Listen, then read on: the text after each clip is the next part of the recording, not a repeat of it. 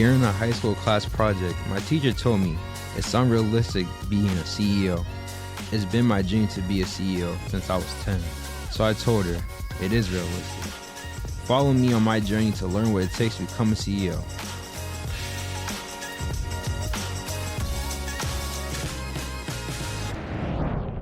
Welcome to another episode of the Realistic CEO podcast. Today I'm here at Tracie. How are you doing today, Tracie? Hi, I'm good. How are you? I'm great.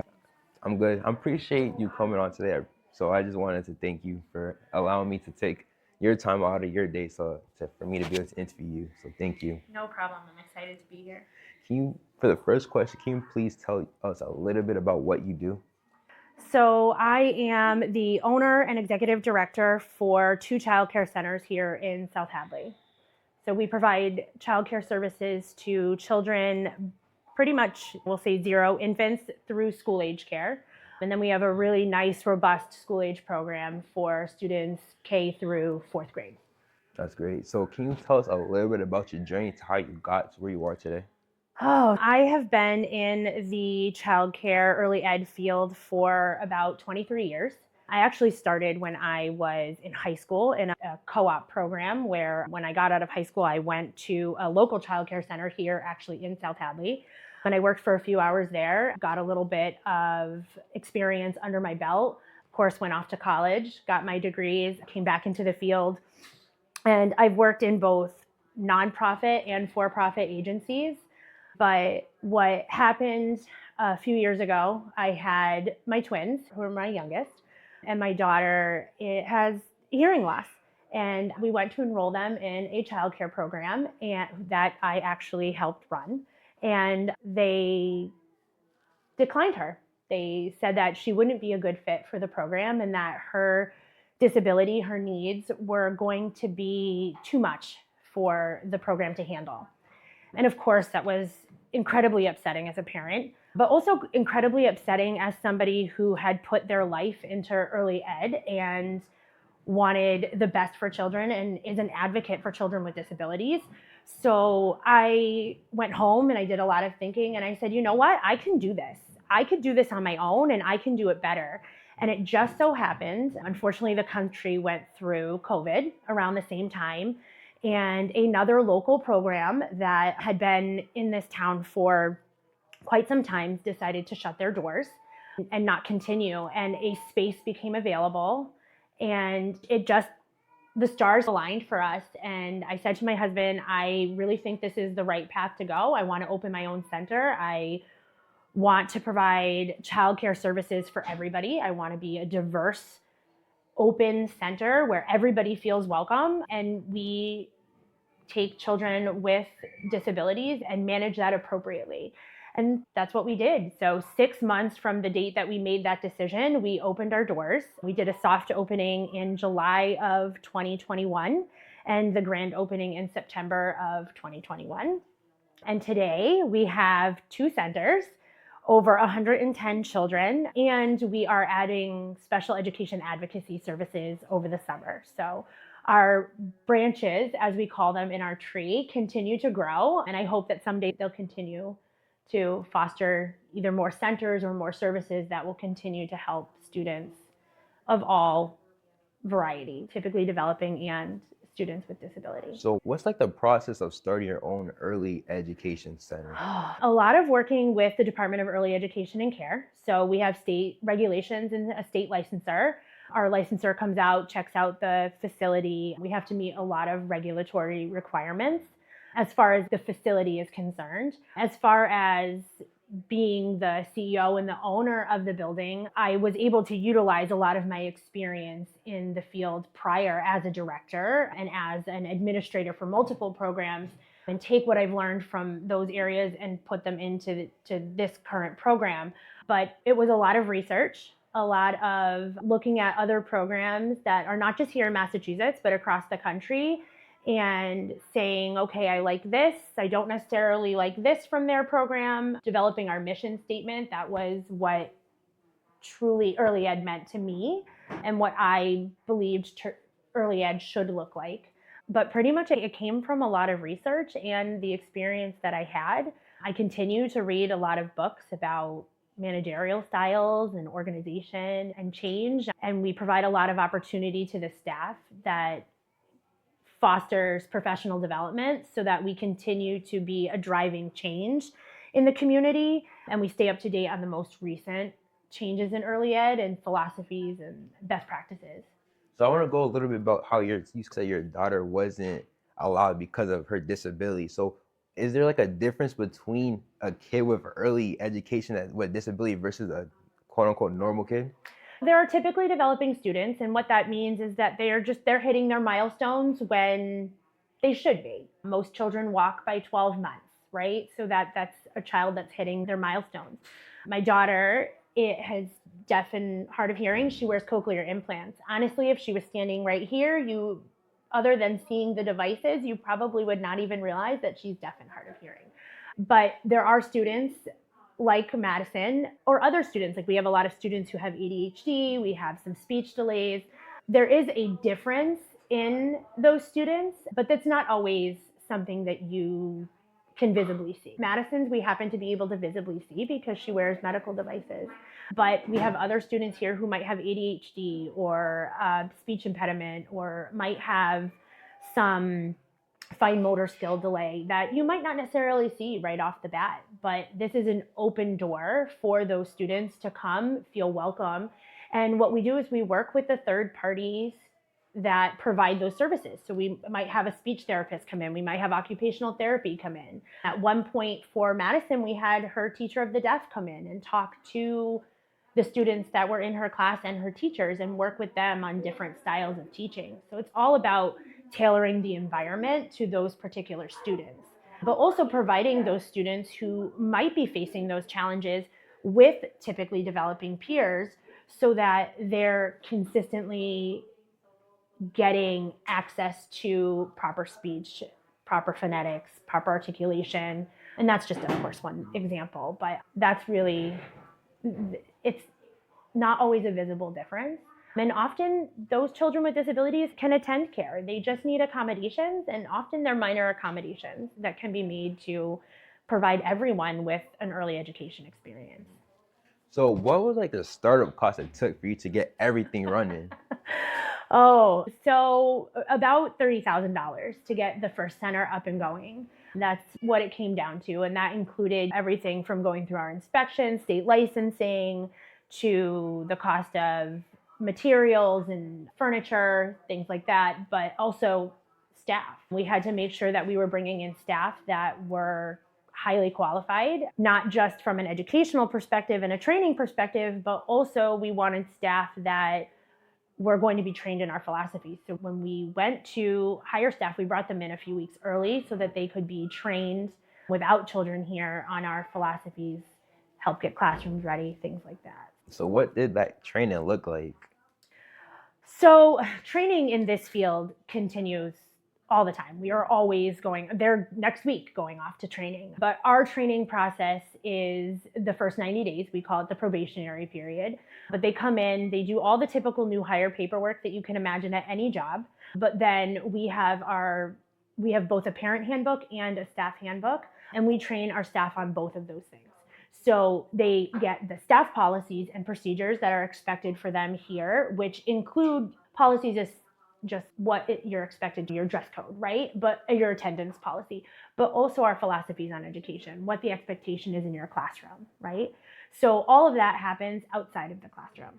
And then once the staff have been, we'll say, oriented, right? They go to an in-classroom orientation where they're partnered up with a classroom that has experienced teachers, and they're working, even if it's a teacher that came to us with 5 years experience, that wasn't 5 years experience at Tree of Life. And we want to make sure that Tree of Life classrooms are showcasing our mission, our philosophies, our beliefs in education. So they're partnered with teachers who have been with us for quite some time, and they spend anywhere from 2 weeks to a month shadowing other teachers, and it might be in one classroom for that time, or it might be in a variety of classrooms, and then they're placed in the permanent placement for their classroom and partnered up with, most of my classrooms are co-taught classrooms. So there's 2 teachers in at least every room. Let's say for someone that wants to get into this field, what is some advice that you would give to them? So first, one of the big things is your passion for education, right? Nobody's going into early education to make $1 million. I wish that were the case because teachers certainly deserve that. But your passion for education has to be there. Your strive for the children have to be there. Your love. One of the biggest things I could say is you could have all the education in the world. If you are not kind and compassionate, especially with this age group, you will fail. It requires somebody who has kindness, who has compassion, who has a heart, who really believes in the success of the student, right? And then there is an educational piece. I will always be a pro advocate of continuing education, especially when it comes to this particular field. Go off to college. There are some really awesome, if you're in high school and you know that you want to be in early ed, there are some really awesome tech programs. We actually are partnered with a local tech program where we have a student placed here who spends half her day with us in a classroom and does her academics in the morning. There's some really nice tech programs where you can get in, get your feet wet, make sure this is what you really want to do. HCC, STIC have really great programs, and the really nice thing about that is there's education is free with them right now. UMass has a really great early ed program. Elms has, I have to plug Elms because that's my alma mater, but has a really great program. I would say continue your education, but reach out. If it's something that you really want to do, if early ed is a passion, reach out because centers are hiring right now. This field is in severe need of staff. I hear that from a lot of my counterparts, other directors in the field. We're hearing it from our licensors. A lot of centers are really struggling to hire. So if it's something you want to do, go ahead and get your feet wet. Reach out to those centers, apply for those jobs, and go in and talk to centers. Make sure it's a good fit for you. But this particular field is a combination of some coursework and experience. So get your experience. Go ahead and reach out. Don't be afraid. Most of us are open to hiring somebody who's never worked in the field before, ultimately looking for somebody who's got that kind, compassionate, patient heart that is really going to be here for the kids and their families. So I got to go back up to the start. Because you said it was 30,000. How were you able to afford that? Oh, it was our savings. My husband and I really had to sit down and have that conversation of we had saved for a long time. And not just for this, but we had just been putting money away. We had just had 2 more kids, so we have 3 kids total. And we had all these plans. We were going to buy another house out down in the South and planning for retirement. And I went to my husband after basically getting shut down about enrolling my daughter and said, I really think we can do this. We looked at the startup cost, we had it in our savings, and we decided instead of taking out a loan and risking having this loan for 10, 12, 15 years, utilizing our savings. And it was a really tough decision. Ultimately, I'm fortunate enough that I had a husband who believed in me and I believed in myself, and we had a lot of support from our family. But ultimately, we decided to not go the loan route and utilize our savings. And I have to say, it was a really tough decision and difficult. And even in those first few months, I looked back and was like, did I do the right thing? But now I look back and I say this was 110% the right decision for not just me, but my family. My kids have now graduated from my preschool program, both of them, both my younger 2. My oldest daughter has been in our school age program right from the beginning. And I look back and I look at the memories and I look at the pictures and I say this was the best thing that I could have done for our family, was to give them the opportunity to not just have an early education experience, but they also got to have mom right on site the entire time. So it's a heartwarming idea to look back, but was it a difficult decision? Absolutely. It was probably one of the hardest decisions my husband and I had to make. When did you realize that this was something that you wanted to do? So I feel like when I was in high school, I always knew I wanted to be in early ed. Like I knew I wanted to be a teacher, and I went back and forth about what that was going to look like. Did I want to stay in childcare? Did I want to be a kindergarten teacher in the public schools? But the day I knew I wanted to open the program was the day the other director looked at me and said, we will not be enrolling your daughter. And even with some hard pushback, like I was this woman's boss and I pushed back pretty hard, and she still looked at me and was like, I'm not enrolling your daughter. That was part of it, but the second part of it was when I went to my boss and my boss backed that decision. I knew that I wasn't in the right place. I knew that I wasn't working for the right company, and I knew that I could do it better. And that had always sat in the back of my head. This was something that I had talked about years before of I want my own building, but there never was enough. I was scared. That's what it came down to. I was always scared to take that leap and say, I'm going to spend all this money. What if it fails? But what it came down to, Mama Bear was in there, and it was like, I need to do what's right for my family and for my children. And what's right is providing all three of my children with a safe space to go to that's warm and welcoming for all. And that's what I did. But that's ultimately what it came down to, was that probably 10-minute interaction with two different people. But that's what it took to push me and say, you know what, this is what we need to do. This is the right thing to do. And I still had doubts. That whole 6 months leading up to it, there were doubts. But I look back now and 110% the right decision. So when you first started, like you said, you're nervous to take this leap, but you knew that this was the right thing, especially when you went through it, them just not enrolling your daughter. So how were you able to get through those first couple of months when you're like, man, maybe this isn't going to work out? Oh, I think it was just the belief that my centers would be the landing place for children who needed it. And then once we were open and there were children in care, I always could see children blossoming. So it wasn't just my children who were thriving in the environment, it was other people's children. And those parents coming to me and saying, thank you so much. Like, we had a little boy who was in foster care who had been through some pretty severe trauma, and his foster parents were so grateful for a warm, welcoming environment for him, and he thrived. I have another little girl who was the fourth girl that I enrolled. And that's crazy that I even think of it that way, but truly, she is still here in my school age program. She has been in my program since I had been open 2 weeks. She was the fourth child that I took into care, and her mother still says that this was the best decision that she could have made. And actually, that little girl is one of my daughter's really good friends. So I look back and there are moments of interactions with other people and the families and the community, and I say to myself, this was the right thing to do. But I also have to hand it to my husband, because when things got hard and staff chose to leave, or a family chose to leave for the first time, or I came to the conclusion I can't always make everybody happy, right? But in the beginning, that was what I strived for. And when things wouldn't always go right, I would go home and I'd be upset, and I would always look back, but my husband would be like, you're doing the right thing.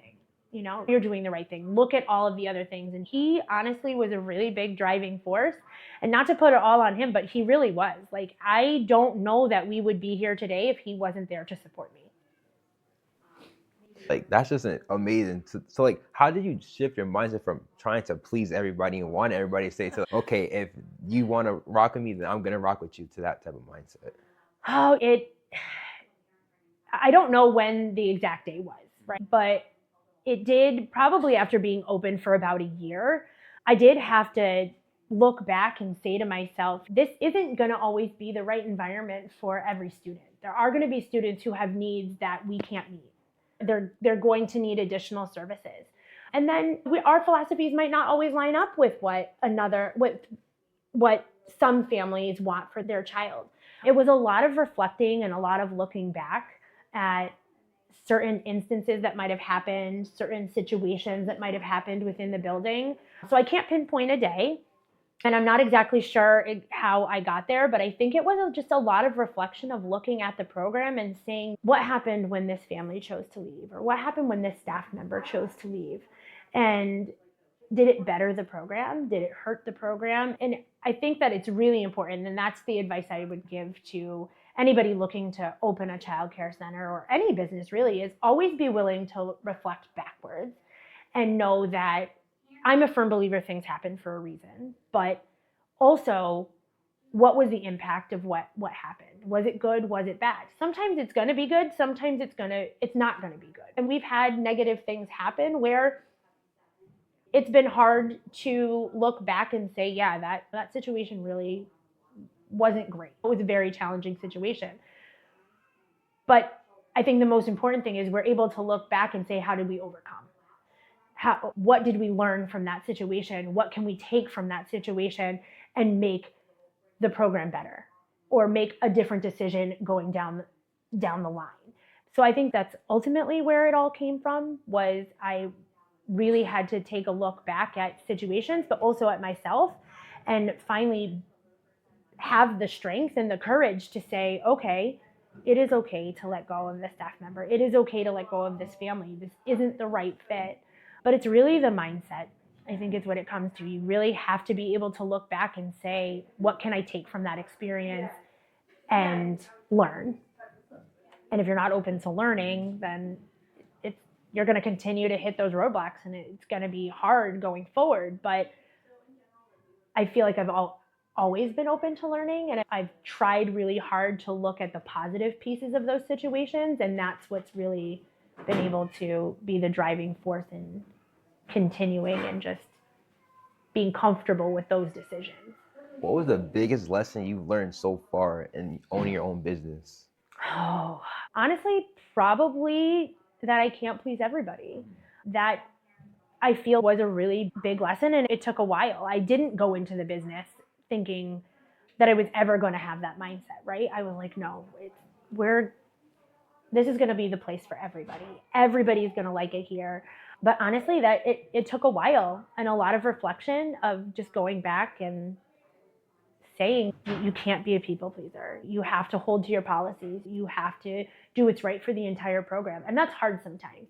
We try to do what's right for every single student, but sometimes we have to make decisions that are right for the entire program, which is really hard. But ultimately, I think that's the ultimate lesson that I've learned from running particularly this business is I can't please everybody as much as I want to, and staying true to myself, right? Like I went into this with the belief of doing the right thing for children, and that's always what my decisions are based on, is doing the right thing for the children and the right thing for the staff and the families that support Tree of Life. So I kind of want to you talked about how this industry is lacking in teachers and even just school in general. Why do you think that is? Oh, I think that one big thing is that childcare doesn't pay great. We have a lot of overhead costs that people aren't necessarily always aware of. Like I said, people don't go into this to make $1 million. You really have to love the kids and love what you do and have the passion for it. I think that's a big contributing factor. And I think that the job can be tough. It can be a really tough job if you aren't supported in the right ways, if you're not being given opportunity for professional development, if you have somebody who's running the program and not really looking at the needs of the program. But I think ultimately what it comes down to right now is this field took a really big hit when it came to COVID. We had a lot of restrictions placed on us, and there could be an argument made rightfully, but it made it really restrictive coming out of the COVID era. And I think a lot of people chose to leave the field because of that. They didn't want to necessarily be imposed with those restrictions. But I think ultimately what it comes down to is the pay. A lot of staff have the same degrees as a lot of public school staff, and they're not paid at the same level. And a lot of that comes down to overhead costs, but also we have a lot of students, or probably about 40% of our population, receive subsidy from the state, and the state reimbursement rates aren't necessarily what they should be. What I'll say, they don't necessarily offset the costs of running the building, and they don't allow us to pay the staff as much as we would like to. I'd love to say that all of these teachers are making tons of money, but unfortunately, that's just not the world that we live in right now. I think that the state is in a position where we could potentially get there, but right now I think the biggest contributing factor is probably the pay. So as running a whole early education, what's like the biggest advice that you would give to parents to help improving reading, especially because I've seen like online where people are talking about how reading and like math and all that kind of is lacking in America right now. So how could we improve in that area? So starting young, right? So early education is, of course, I run an early education facility, but I am a huge proponent of early education. There are so many studies that prove that giving children access to an early education environment not just improves their love of learning, but you can see better test scores as they go into elementary school and high school. Access to books, I think, is one of the biggest things that I could tell parents is right from the get-go, start reading. People think it's silly when I say to my infant parents, you can sit and read a book to the infant, even if they're just 2, 3, 5, 6 weeks old. They're hearing you, they're getting those language skills, and part of reading is language based. So access to books is one of the biggest things I will always be a proponent of right from the beginning. So if you're going to a baby shower, somebody's having a baby, I always toss a board book into the gift because I always want children to have access. So read to your children. Read to your children before they can read, but also it's okay to continue reading to your child once they can read. I know my oldest daughter, we've sat and read books that she's interested in that aren't necessarily at her reading level or weren't at her reading level at the time. So I would read them and we would talk about them, and it not just builds a bond with your child, but they're getting access to reading, language skills, things like that. Math, access to numbers, things as simple as games. But really, as a parent, being pro reading, being pro numbers is what it's going to come down to. Hopefully that. What are some ways to make like reading and learning more engaging? I think if you went into one of my rooms, you'd probably see the teachers being pretty animated when they're reading a book. So especially with the younger kids, acting out the book. We often will immerse a classroom in a book. So if we're reading, for instance, The Three Little Kittens, right? We might have the felt story up. We have access to multiple copies of the book, and we're doing projects based on that book. The Three Little Kittens in particular, they've done pie tastings, they've made mittens, things like that. So immerse the book in the classroom. As a teacher, that's what I would say to other professionals. But as parents, it's really going to be access to books. Make time. Often reading a board book or a preschool level book takes about 5 minutes with your child. Make time at night for that reading, or at any point during the day. Access to the local libraries too is, we are very fortunate that here in South Hadley we have 2 libraries. The public library is just up the street from us, so our school age program can literally walk there, but we have a very immersive library. So utilize your library, go to the events at the library. All of those things are going to help promote reading in your child and your student. I just got a couple more questions Sure. for you. Yeah. So in my book, I Am a CEO, Realistic CEO, Tony, he talks about the LBW, the long, lonely, boring work. So can you tell us about the LBW in your career? Oh, the paperwork. The state requires us to have a lot of paperwork on file for each student, for each staff member, but also just running a business. You're required to have so much paperwork. And it's just me. So I have somebody who runs each of the facilities, but when it comes to the business side of things, it really is just me maintaining all that paperwork. And I would say that is probably the most boring part of my job. I definitely would prefer being in the classrooms or out at marketing events, things like that. But the most boring part is definitely the paperwork, and probably the more challenging part for me too. The last question is, what's one fun fact about yourself that nobody really knows? Oh, I don't know that it's a secret fact, but I would say I love to travel. And often when we travel, we are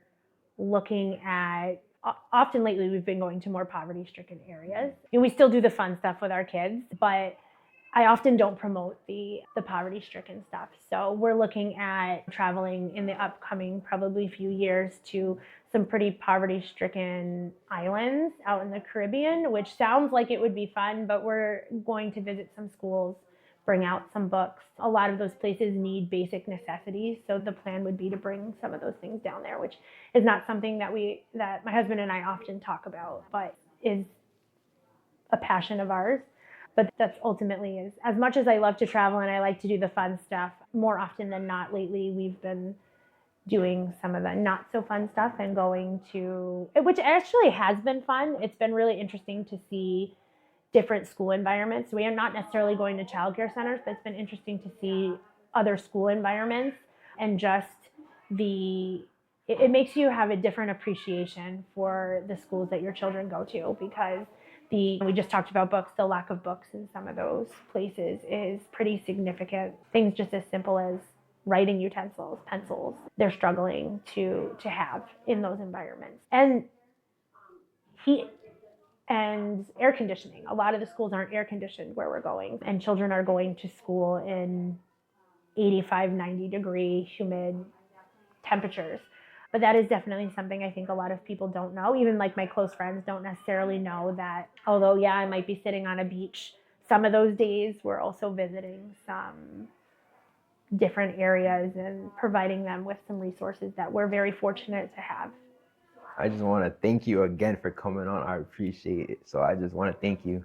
No problem. I want to thank everyone for supporting and listening, tuning in, whatever it is, into the Realistic CEO podcast. Ways that you can support even more is by going on to the realisticceo.com. You can purchase or order merch, a book. The book's amazing. Everybody really loves the book. I Am a CEO, Realistic CEO. I mean, you can get it it's a quick and easy read. You can get it for your children, grandchildren, yourself, anybody. I just want to thank you so much for all the support that you're showing. See you in the next one. Peace.